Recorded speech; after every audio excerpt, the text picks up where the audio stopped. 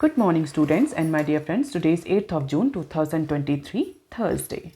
Lecture start करने से पहले अगर आपको बिजनेस स्टैंडर्ड और मिंट की पीडीएफ चाहिए तो आप इनकी रिस्पेक्टिव वेबसाइट्स पर लॉगिन कर सकते हैं। इसके अलावा आप मुझे Telegram channel, Twitter, ResearchGate, Facebook और इंस्टाग्राम पर भी ज्वाइन कर सकते हैं। रिकमेंडेड प्ले स्पीड है इस वीडियो की 1.25x। Thought of the day is a man can succeed eight almost anything for which he has unlimited enthusiasm. आज के मिंट पेपर की अप्रॉक्सीमेटली 10 इंपॉर्टेंट न्यूज़ हेडलाइंस हैं, बिजनेस स्टैंडर्ड के approximately 18 important news headlines हैं और आज के discussion में हम 12 न्यूज़ आर्टिकल्स कवर करेंगे। तो जल्दी से स्टार्ट करते हैं। आज का पहला आर्टिकल जो कि मिंट के पेज नंबर 1 पर दिया हुआ है, BSNL to get ₹89K crore this time for 4G/5G। तो यूनियन कैबिनेट ने, हम बोल सकते हैं cabinet committee on economic affair जिसको हम बोलते हैं CCEA ने वेडनेसडे को अप्रॉक्सीमेटली 89,000 करोड़ का रिवाइवल पैकेज BSNL के लिए सैंक्शन कर दिया है, अप्रूव कर दिया है, क्लियर कर दिया है। और 2019 से लेकर के ये अभी तक का तीसरा पैकेज है जो BSNL के रिवाइवल के लिए सैंक्शन किया गया है। और हम सभी जानते हैं कि जो स्टेट रन टेलकोज हैं, चाहे वो MTNL हो और चाहे वो BSNL हो, पिछले बहुत टाइम से ओवर ड्यूज और फाइनेंशियल क्राइसिस की सिचुएशन से इम्पैक्टेड है और कई बार गवर्नमेंट इनको रिवाइव करने के लिए प्लान भी ला चुकी है। तो BSNL के लिए तीसरा ऐसा प्लान है 2019 से।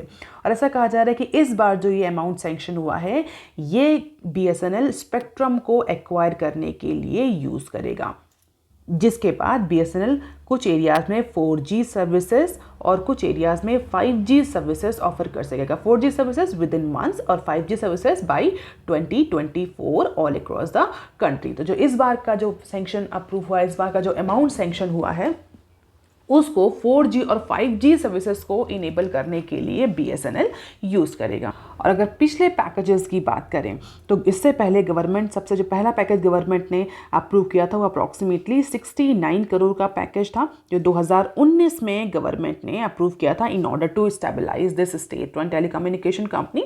और इसके बाद जुलाई 2022 में गवर्नमेंट ने अप्रॉक्सीमेटली 1.64 ट्रिलियन का पैकेज जो था वो BSNL के लिए अप्रूव किया था, just for improving its balance sheet and in order to expand its capital expenditure.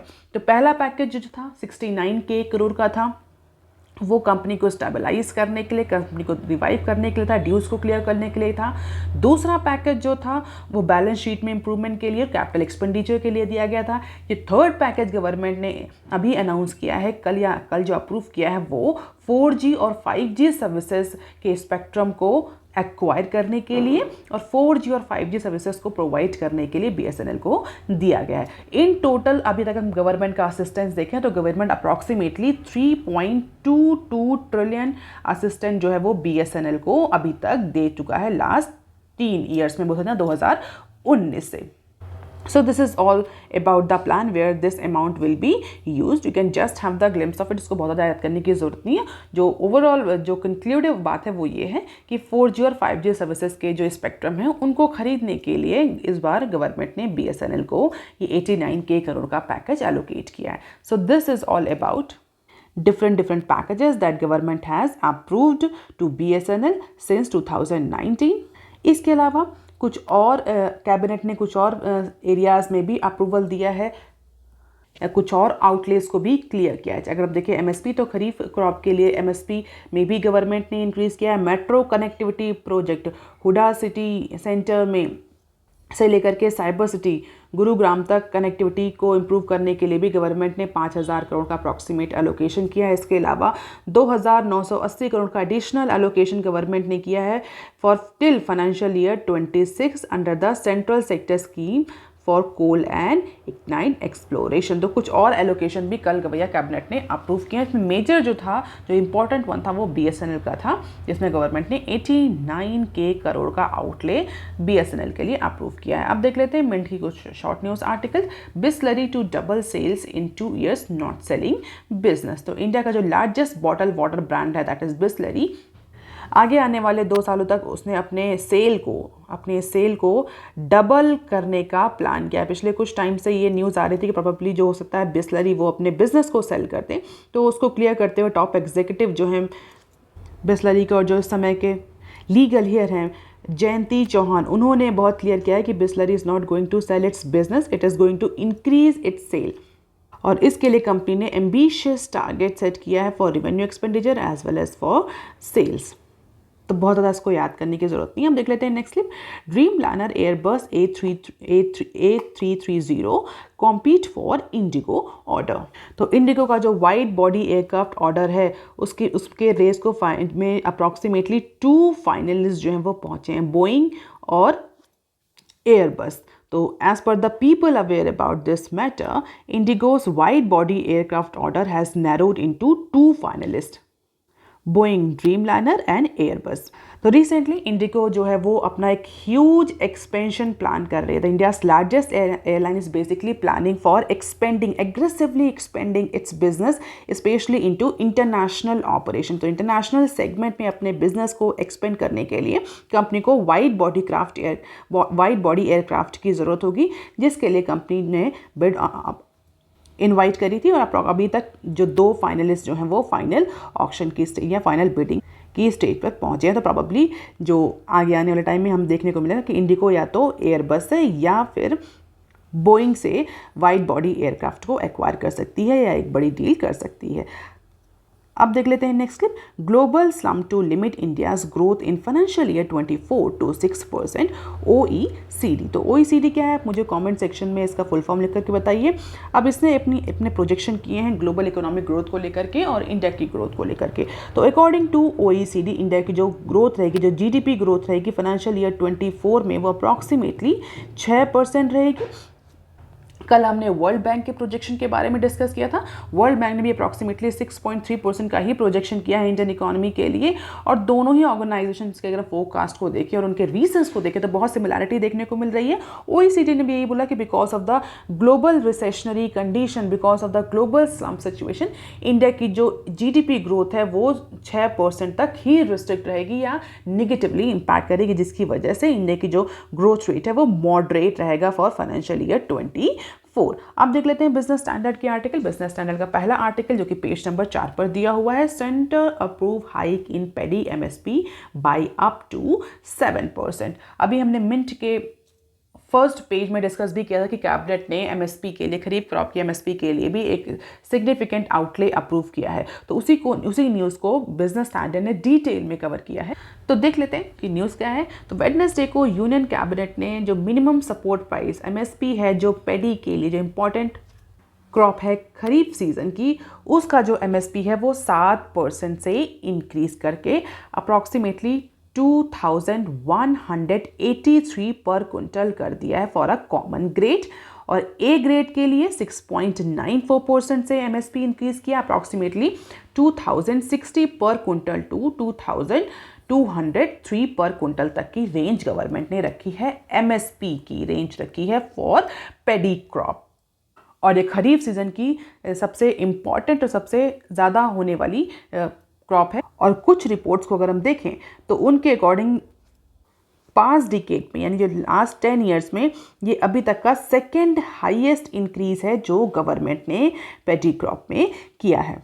तो ओवरऑल जो इंक्रीज अगर एब्सोल्यूट टर्म में देखें तो 143 पर क्विंटल का इंक्रीज गवर्नमेंट ने किया है पेडी क्रॉप में। इससे पहले जो बोल सकते हैं अभी तक का जो हाईएस्ट इंक्रीज है वो कितना था, 2018-19 में गवर्नमेंट ने जो पेडी का MSP था उसको 200 पर क्विंटल के रेट से चेंज किया था। तो this is the second highest in past decade. इससे पहले 200 रुपये पर क्विंटल का रिवीजन गवर्नमेंट ने किया था। अब हम अदर क्रॉप्स की बात करें, ये तो पैडी की बात हो गई, हम अदर क्रॉप्स की बात करें तो वहाँ पर भी गवर्नमेंट ने MSP को अप्रॉक्सीमेटली 5 से 10% तक इंक्रीज़ किया है, चाहे वो पल्सेस हो, ऑयल सीड्स हो, मूंग दाल हो या ग्राउंड नट्स हो। तो MSP के मूंग दाल के मूंग जो है उसके MSP में अप्रॉक्सीमेटली 10.35% का गवर्नमेंट ने इंक्रीज़ किया है। इसी तरीके से अदर खरीफ क्रॉप्स के जो MSP हैं उसमें भी गवर्नमेंट ने 4 से 6% का इंक्रीज़ किया है। और ऐसा कहा जा रहा है कि ये गवर्नमेंट ने कुछ स्टेट्स में जो इलेक्शन होने वाले हैं जैसे MP, राजस्थान, तेलंगाना, छत्तीसगढ़, उनमें इलेक्शन की वजह से गवर्नमेंट ने ये MSP में सिग्निफिकेंट रिवीजन किया है। Overall reason may be anything, but it is going to benefit the large section of the farmer in Kharif season. So this is the MSP hike over the years 2021, 22, 23, 24 तक का data है। कितना overall absolute term में कितना change हुआ है और percentage terms में कितना चेंज हुआ है। तो अगर हम देखें तो मोस्ट ऑफ द जो क्रॉप्स हैं उन सब में गवर्नमेंट ने पॉजिटिव इंक्रीज किया और सब में 5% से ज़्यादा ही इंक्रीज देखने को मिल रहा है। 5% से ज़्यादा इंक्रीज किसमें? एमएसपी में, that is minimum support price. ऐसा प्राइस जिस पे गवर्नमेंट फार्मर से उस पर्टिकुलर क्रॉप को, उस पर्टिकुलर एग्रीकल्चर प्रोडक्ट को प्रोक्योर करती है थ्रू एफसीआई। अब देख लेते हैं article number 6 that is on page number 4 of business standard. BSNL market share fails to find signal despite improving balance sheet. तो ये बीएसएनएल की जो शेयर मार्केट परफॉर्मेंस है उसके बारे में ये न्यूज़ है। भारत संचार निगम लिमिटेड, जिसको हम शॉर्ट फॉर्म में बीएसएनएल बोलते हैं, उसके रिसेंटली हमें उसके रिवेन्यू में इंप्रूवमेंट देखने को मिला, उसकी बैलेंस शीट में भी इंप्रूवमेंट देखने को मिला इन फाइनेंशियल ईयर 23। लेकिन अगर हम कंपनी का मार्केट शेयर देखें तो मार्केट शेयर में कंपनी ने कोई भी सिग्निफिकेंट इंक्रीज नहीं किया है। Even market share continuously decline हो रहा है। तो बीएसएनएल का मार्केट शेयर जो है वो राइवल्स जो है वो कैप्चर करते जा रहे हैं। भले ही बिजनेस का जो बीएसएनएल है उसका भले ही रिवेन्यू बैलेंस शीट में थोड़ा सा इंप्रूवमेंट देखने को मिल रहा है, बट स्टिल जो राइवल कंपनीज हैं वो बीएसएनएल का जो शेयर है वो उसको ईट करती जा रही है, और जिसकी वजह से बीएसएनएल का जो नेट और कैश लॉस है वो वाइडन होता जा रहा है ईयर बाई ईयर। हालांकि ऑपरेटिंग प्रॉफिट अगर हम देखें तो गवर्नमेंट का बीएसएनएल का ऑपरेटिंग प्रॉफिट इस फाइनेंशियल ईयर में थोड़ा सा इंप्रूव हुआ है, बट इस ऑपरेटिंग प्रॉफिट का कोई खास इंपैक्ट देखने को नहीं मिलेगा या नहीं मिल रहा है। क्यों? क्योंकि जो मार्केट शेयर है वो कंटिन्यूअसली डिक्लाइन हो रहा है, नेट कैश लॉस जो है वो भी वाइडन हो रहा है।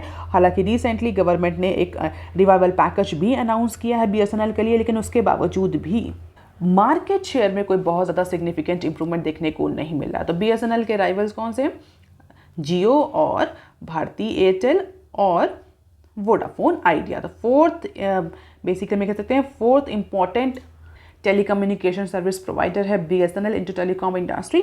और अगर मार्केट शेयर को देखें तो गवर्नमेंट ओन जो टेलीकॉम ऑपरेटर का जो नेट सेल है वो 13.8% तक इंक्रीज किया है ईयर ऑन ईयर बेसिस पर इन फाइनेंशियल ईयर 23। लेकिन इसके बावजूद भी जो नेट लॉस है वो 17% तक इंक्रीज कर रहा है, और यही सेम ट्रेंड हमें अदर फाइनेंशियल पैरामीटर्स में भी देखने को मिल रहा है। The company has reported cash loss for 6 consecutive years, यानी 2018 से कंटिन्यूअसली बीएसएनएल जो है वो कैश लॉस रजिस्टर कर रहा है। नेट लॉस जो है वो 14 कॉन्जिक्यूटिव ईयर्स यानी 14 सालों से कंटिन्यूअसली 2010 से। और अगर ओवरऑल लॉस देखें तो as a result in last 14 years companies have actually total of 1.1 trillion net loss, और इसी वजह से बार बार बीएसएनएल को रिवाइवल पैकेज जो है वो अनाउंस करने पड़ रहे हैं। This is BSNL market share, you can just have the glimpse of it, and this is continue to make loss, cash and profit loss, net profit loss, you can just have the glimpse of it.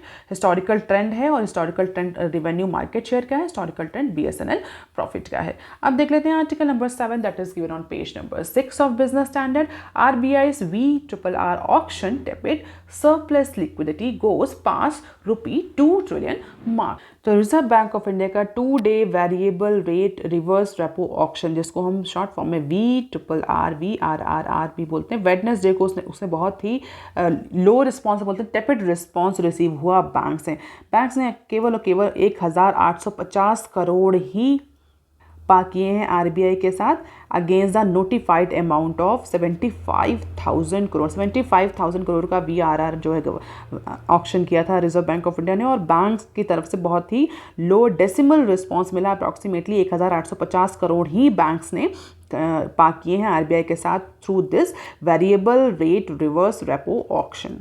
तो ये जो 2 days variable rate 2 days VRR है, इसका मतलब क्या? इसका मतलब ये है कि केवल बैंक जो है वो अपना सरप्लस फंड जो है वो सेंट्रल बैंक के साथ यानी आरबीआई के साथ केवल 2 दिन के लिए आरबीआई के पास रखेंगे, for which they gets their fund back, after which they get their fund back. 2 दिन के लिए ऑक्शन, 2 दिन के पार्क करने के लिए ये VRR का ऑक्शन था, 2 days variable rate reverse repo auction, और उस पर्टिकुलर ऑक्शन में आरबीआई को बहुत स्ट्रॉन्ग रिस्पॉन्स नहीं मिला।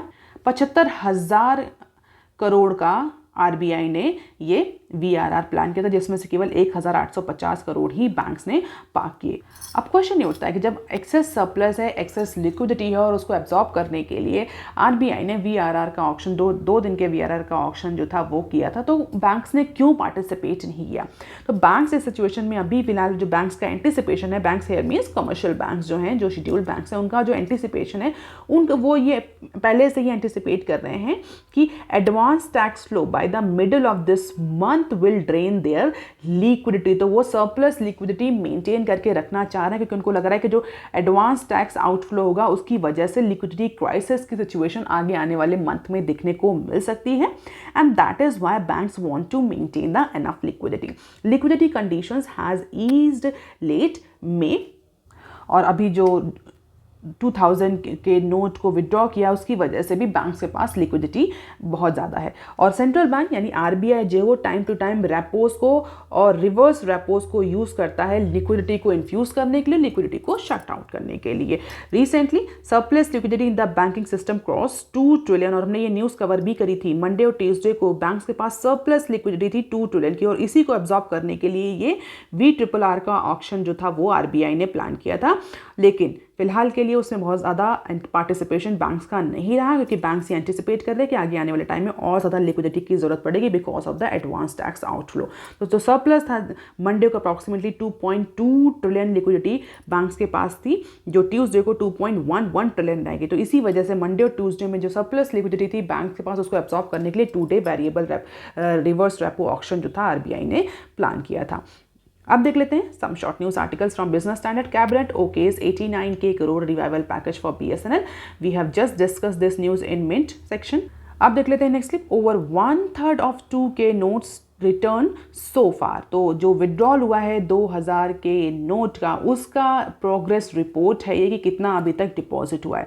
तो ऐसा कहा जा रहा है कि अप्रॉक्सीमेटली 1/3 यानी 1/3 जितनी जो करेंसी सर्कुलेशन में थी 2000 के नोट के फॉर्म में, उसका 1/3 जो है वो बैंक्स को रिटर्न आ चुका है, यानी 35% अप्रॉक्सीमेटली जो नोट्स थे 2000 के वो बैंक्स के पास डिपॉजिट हो चुके हैं as per the top central banking sources.